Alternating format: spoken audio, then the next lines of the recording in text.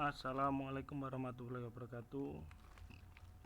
Baik, terima kasih bertemu kembali dengan saya Bapak Tony Setiawan pada perkuliahan keempat pada mata kuliah kurikulum pendidikan kejuruan. Pertama-tama kita bacakan syukur ya, syukur terhadap Tuhan, kehadirat Tuhan, terhadap Tuhan yang Maha Esa, karena atas pemberiannya, atas apa yang diberikannya, kesehatan dan sebagainya, kita masih dapat bertemu di sini meskipun dalam asinkronus ya. Alhamdulillah kita masih dapat bersama-sama menatap layar kaca kita, layar komputer ataupun layar HP kita masing-masing dalam perkuliahan asinkronus ini, karena tanpa izinnya, tanpa kesehatan yang diberikannya, kita belum tentu dapat melihat layar kaca bersama-sama ini. Yang kedua, mohon maaf saya terlambat ya mengupload atau membuat video ini karena kondisi yang kemarin kurang fit ya. Pokoknya kalau saudara saat ini kurang fit, off semua kegiatan.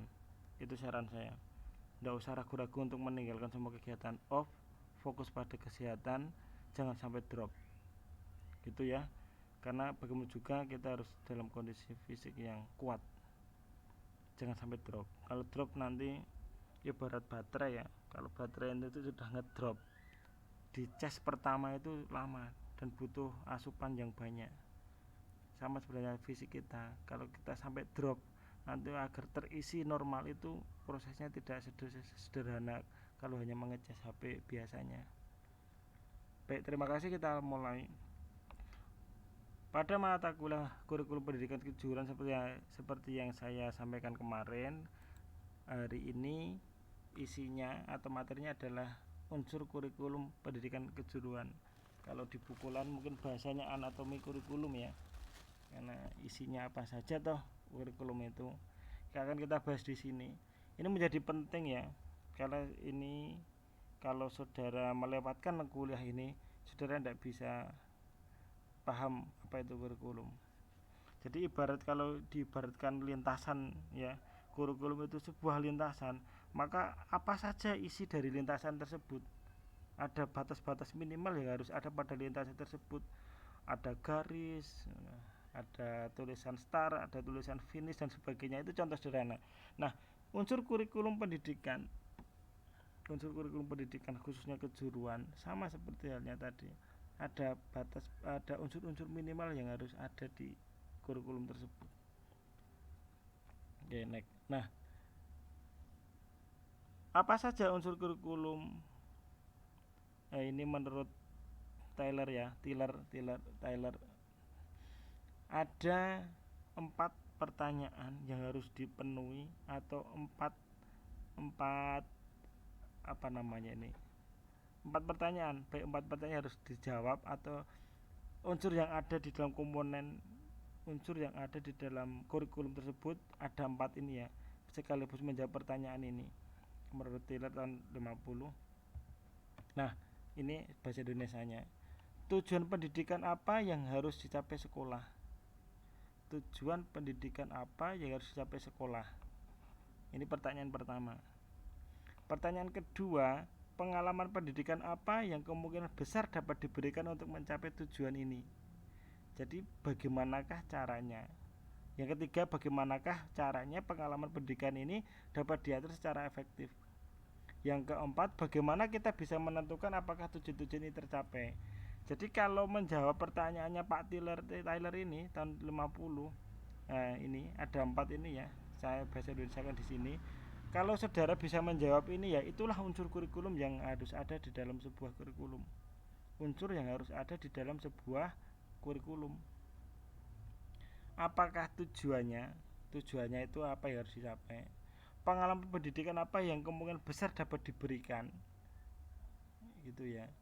Bagaimana pengalaman pendidikan ini dapat diatur secara efektif? Bagaimana kita bisa menentukan apakah tujuan-tujuan ini tercapai? Ini menurut Pak Taylor. Nah, tapi menurut Meller dan Schiller ya tahun 85, ada 5 unsur yang harus ada dalam sebuah kurikulum.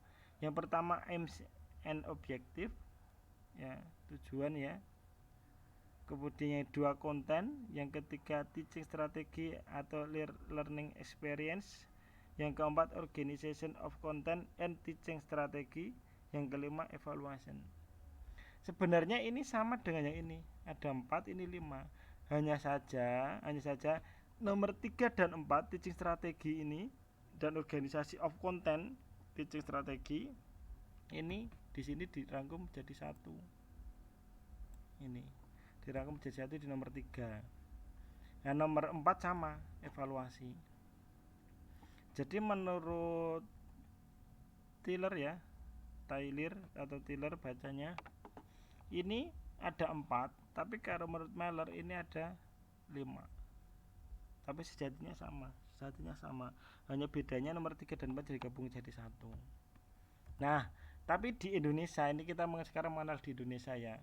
Seperti halnya yang dijelaskan tadi oleh ahli-ahli kurikulum yang sudah terkenal tadi. Nah, ini ya kalau di Indonesia ini ada namanya standar hasil. Standar hasil ini termasuk ini isinya, berarti isinya sama yang kalau pendapat ahli tadi, ini tujuan. Nah, gitu ya. Tujuan, aims, and objective. Ini tujuan. Kemudian ada standar isi, berarti ini materi.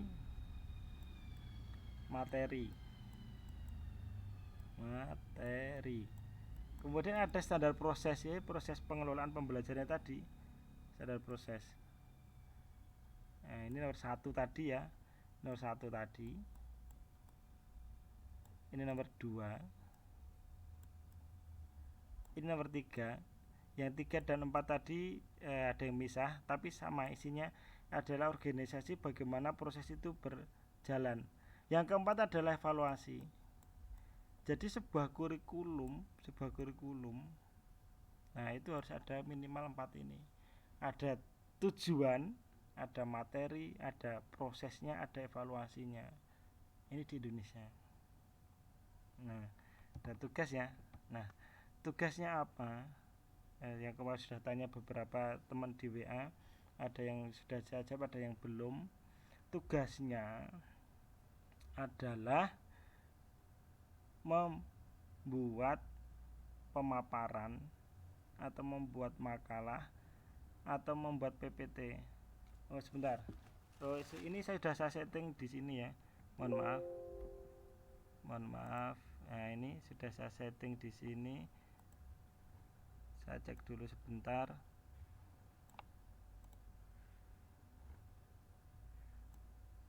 Biar tidak salah saya menyampaikan. Kemarin itu saya settingnya untuk perkuliahan keempat kurikulum berkejuruan itu kalau tidak salah PPT. Bentar saya pastikan dulu ya. Enggak apa-apa ya, nunggu sebentar. Nah, ini saya pastikan dulu.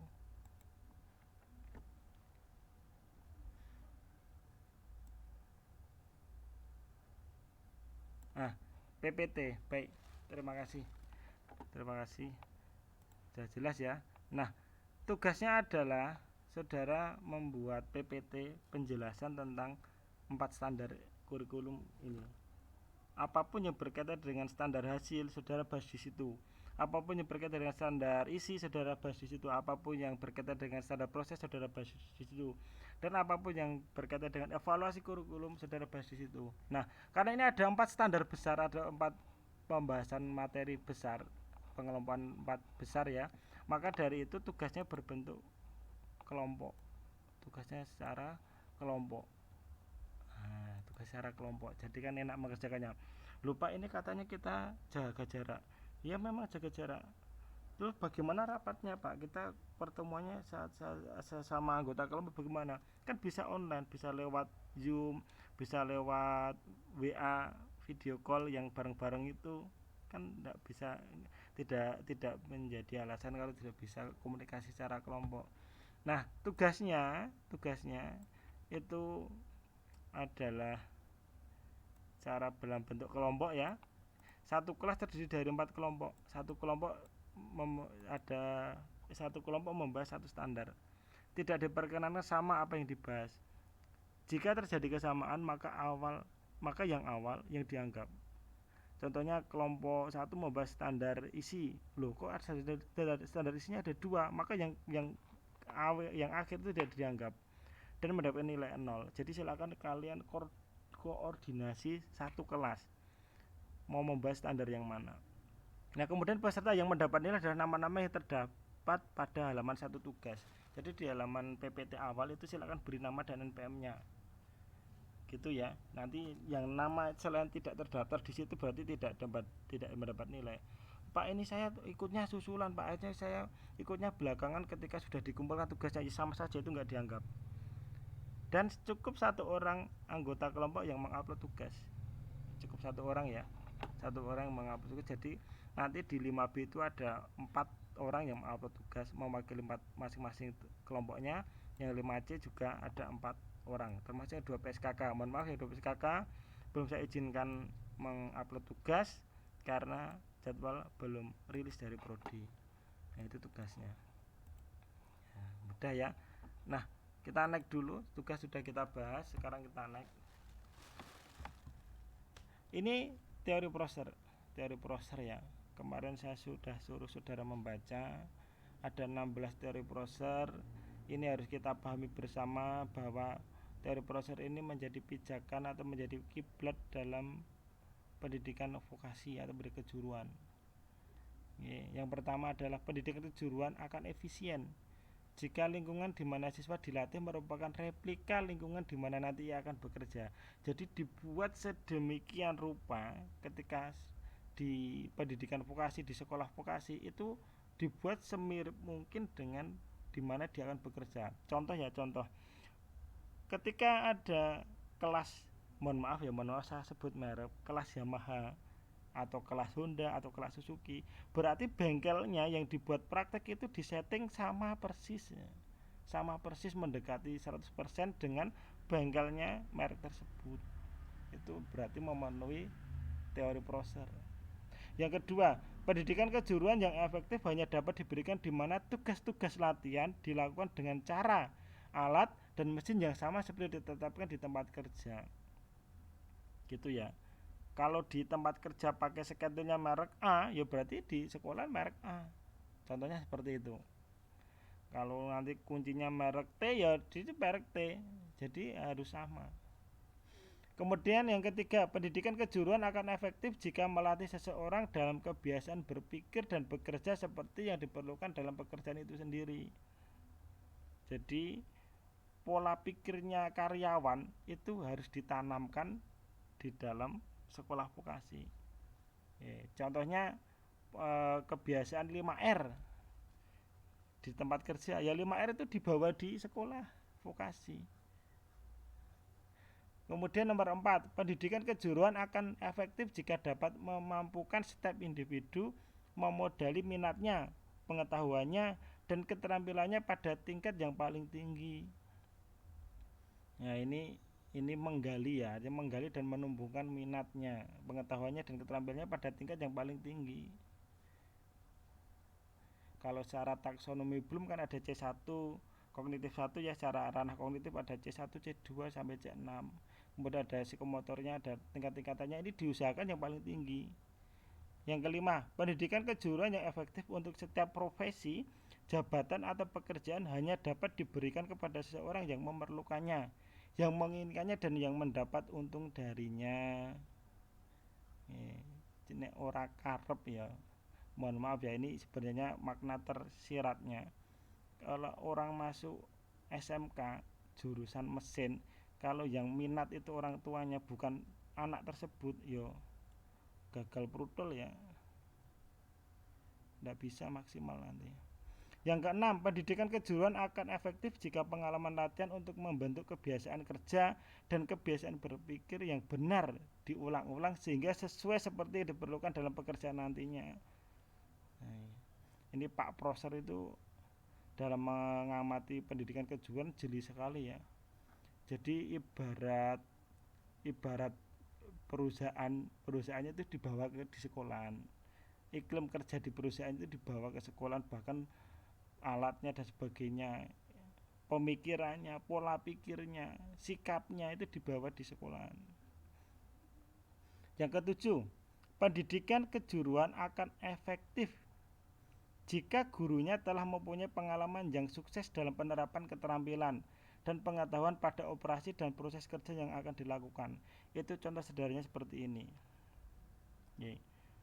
Contoh sederhananya seperti ini. Kalau belajar ilmu kedokteran, maka yang mengajar adalah dokter.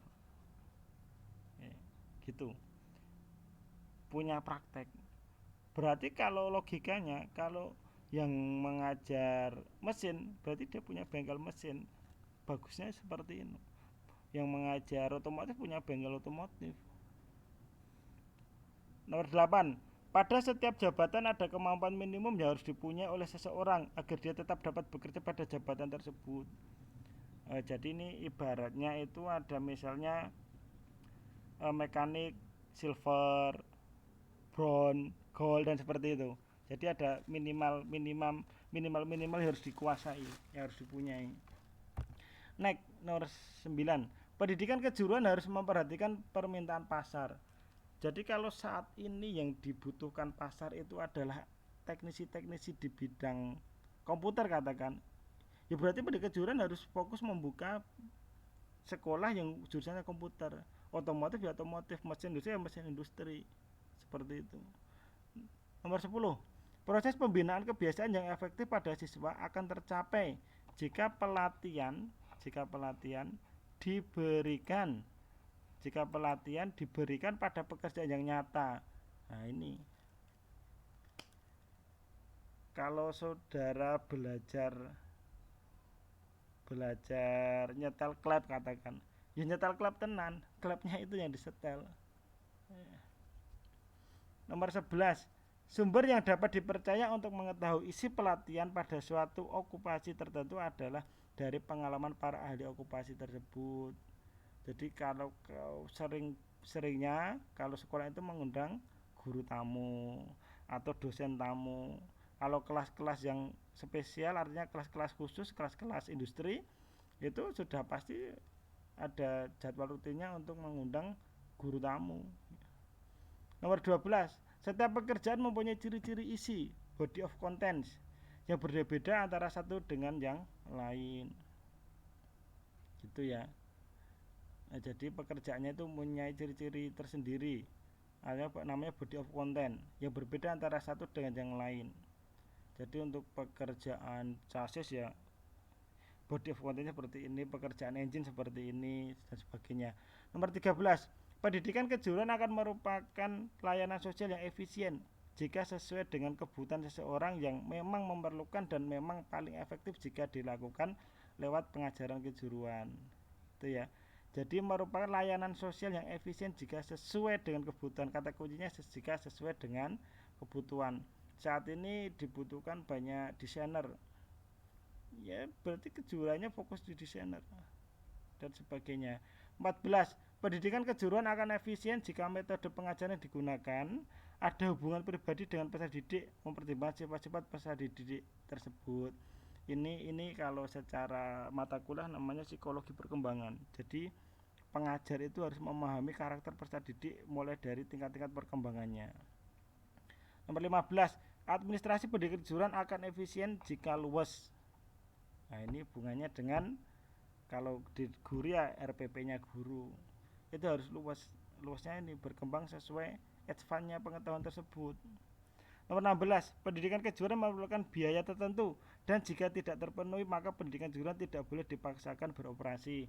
Ini nomor 16 ini ya menjadi dasar mengapa sekolah kejuruan itu lebih mahal daripada sekolah umum, karena mempunyai biaya yang signifikan perbandingannya dengan sekolah umum. Seperti itu ya. Baik, terima kasih. Saya rasa cukup sekian. Kurang lebihnya mohon maaf. Silakan belajar dan mengerjakan tugas. Akhir kata, assalamualaikum warahmatullahi wabarakatuh.